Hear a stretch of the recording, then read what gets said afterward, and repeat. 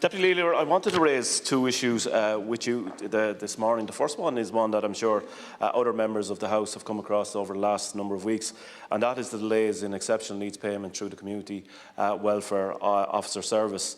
Let me first say that I recognise the very important work that our community welfare officers carry out each day on the front line of this cost of living crisis. And over many years, I'm sure, like others, I've worked closely with many community welfare officers for the benefit of those that need their help most. But, Leader, it seems to me that the Community Welfare Service is changing, and we need to debate those changes in this House before the community and welfare parts of this once great service are taken away for good. On average now, I'm told that exceptional needs payments are taken 4 to 6 weeks to get to the community welfare officer for decision. This is simply not good enough, as I'm sure we can all agree. There seems to be an attempt now by government to centralise the service, introducing, in my opinion, an unnecessary and time-delaying step where clerical officers are the ones who first see the claims rather than the CWOs, as was always the case. There is now a centralised phone number which many people I speak to find it impossible to get through, and which advises in the first instance that those wishing to avail of the system should send an email. And this, as we know, is very difficult for many of those who actually have to avail of the system.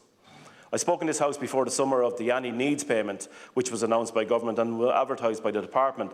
This scheme and the ads promoting it seem to have disappeared and been abandoned by the department.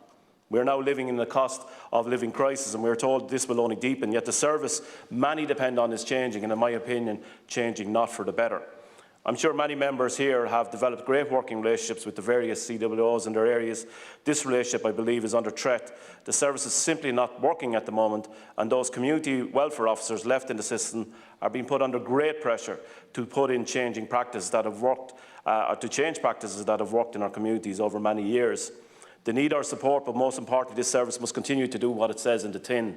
It's a community service to assist those who need it most, and it must remain rooted in our communities and not centralised to major towns and cities.